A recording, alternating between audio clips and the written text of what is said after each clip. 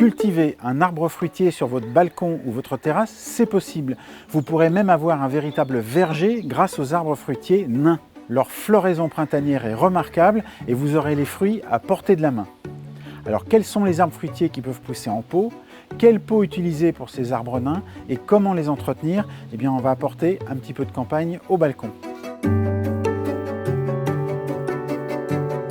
Les arbres fruitiers nains, ce sont des variétés spécialement adaptées pour être trapus, pour avoir un petit développement. Et le porte-greffe aussi, c'est un porte-greffe moins poussant que pour un arbre fruitier classique.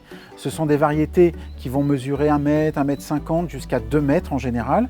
Et leur développement ne fera pas plus de 30% du volume d'un arbre fruitier normal. L'autre grand intérêt de ces fruitiers, c'est qu'ils sont auto-fertiles, c'est-à-dire qu'ils vont se polliniser eux-mêmes. Pour ce pommier, par exemple, il n'y aura pas besoin d'un deuxième pommier à côté pour qu'il arrive à faire des fruits grâce à la pollinisation croisée assurée par les insectes.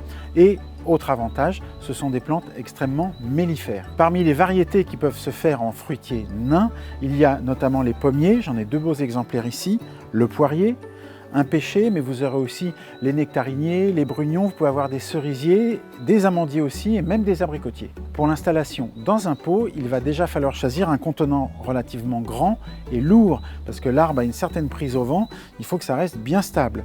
Donc un pot d'au moins 40-50 cm de profondeur et au fond, on va le lester en faisant une bonne couche de drainage. On va mettre de la pouzzolane, des billes d'argile, des petits cailloux pour que tout ça soit bien stable et tienne bien sur le balcon. Ensuite, la qualité du terreau est très importante si vous voulez avoir de belles récoltes.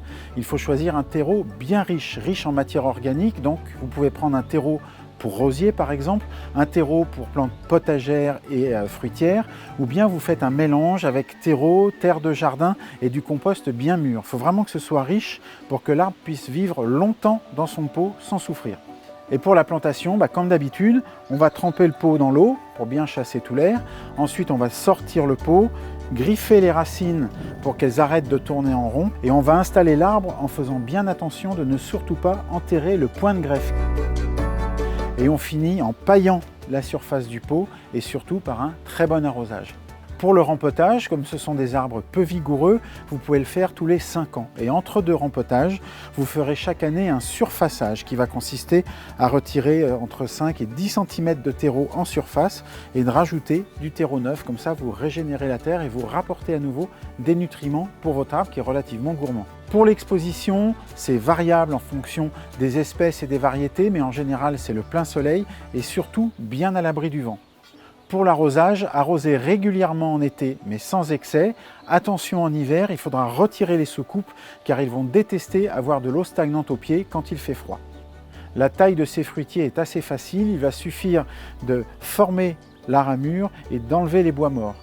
Et il faudra pratiquer l'éclaircissage, c'est-à-dire il faudra supprimer les fruits en surnombre pour avoir des fruits plus gros et éviter que la branche ne casse sous le poids d'un trop grand nombre de fruits.